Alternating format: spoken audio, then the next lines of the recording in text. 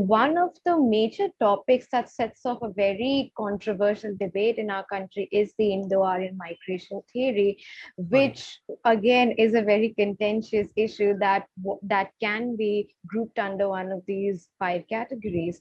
So, right. so why, in your opinion, was the Indo-Aryan migration theory started, and in what ways has it distorted our current understanding of Indian history? Excellent question. So I noticed that you use the word migration, which historically in historiography did not begin as a migration, it began as an invasion. So Mhm. let us look into why that happened. Again, it is related to these frameworks that I talked about earlier, these five frameworks that I said, it is related to that. So when William Jones saw commonality of languages, they started proposing why are Latin, Sanskrit, Greek, and the European languages related. So they went through a study of that using the field that has come to be called linguistics today.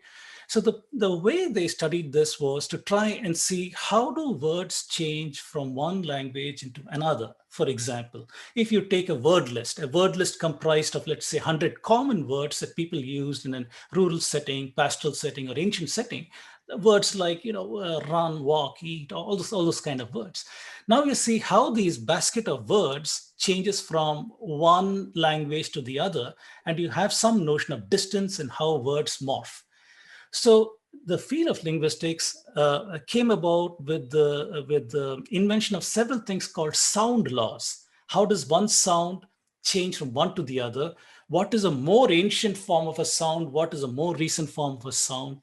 And things of that nature. For example, in Maharashtra, the va becomes ba in Bengali. So you see a word is morphed from one to the other. Even in India, we see that. So observations of these things led people to propose how words change. Field of linguistics came, like I said, with lots of sound laws. And each time they found a proposal was made, and this is how sound might have traveled, this is how the words might have traveled. And every time a counterexample was found, a new band-aid was put. The band-aid was one more sound law that covers that counterexample. So things of this nature were done in the field called comparative method. In comparative linguistics method, they started doing these things, the Swadesh list, and coming about with the so-called relationship between languages.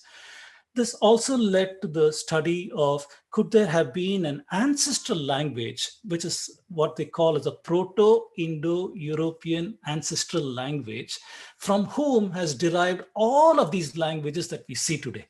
So such a reconstruction took place among the colonialists and the colonial linguists, at least. And one thing they soon faced was, where is the data to form such a model? There is no archaeology, there is no epigraphy, there is no script, there is no evidence anybody anywhere spoke this PIE language.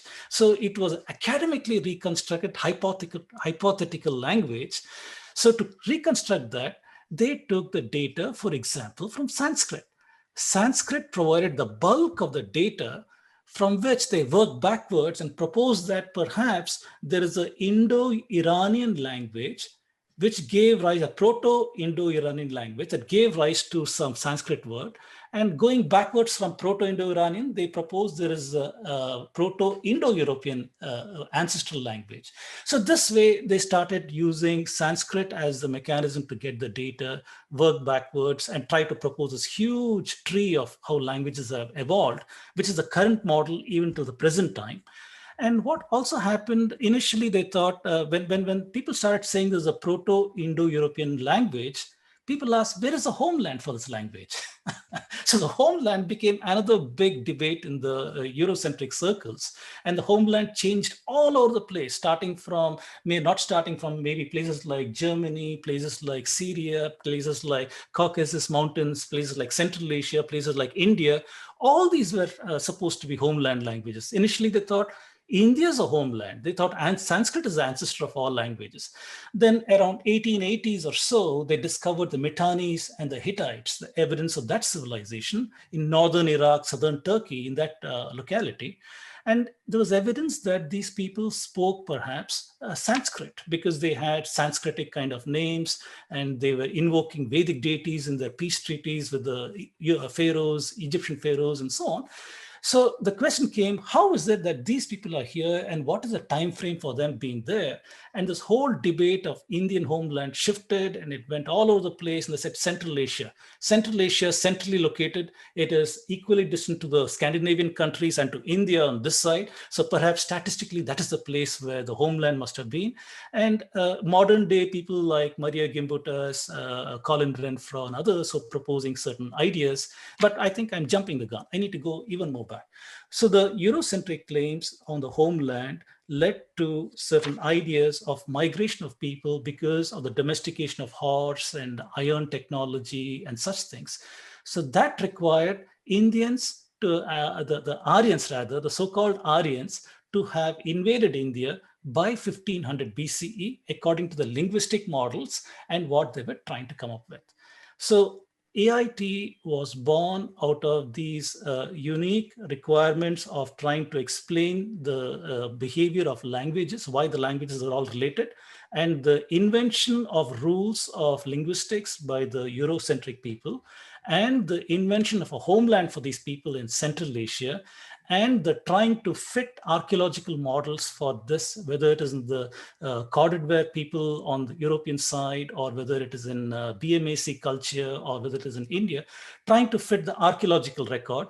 So all these led to this Aryan invasion theory. This invasion theory was proposed initially by 1920s or so, going all the way to around 1950s, 1960s, and under tremendous challenge later on when people said that there's no evidence of any of these things. And the minute they said there's no evidence of invasion, this whole thing became a migration theory. Perhaps it is not an invasion, it is a migration, and they might have come as a migration route. So in historiography, we see started out with invasion. It started out with the need to explain languages. It started out with the need to find an identity for the European people in relation to the Indians. And it transformed into the entity that we see today, and the narrative that we see today in Aryan invasion / migration theory. Please remember to subscribe to us and switch on the notifications for this channel. For our other social media links, more content, and to support our work, please visit citti.net. Dhanyavad. Namaskar.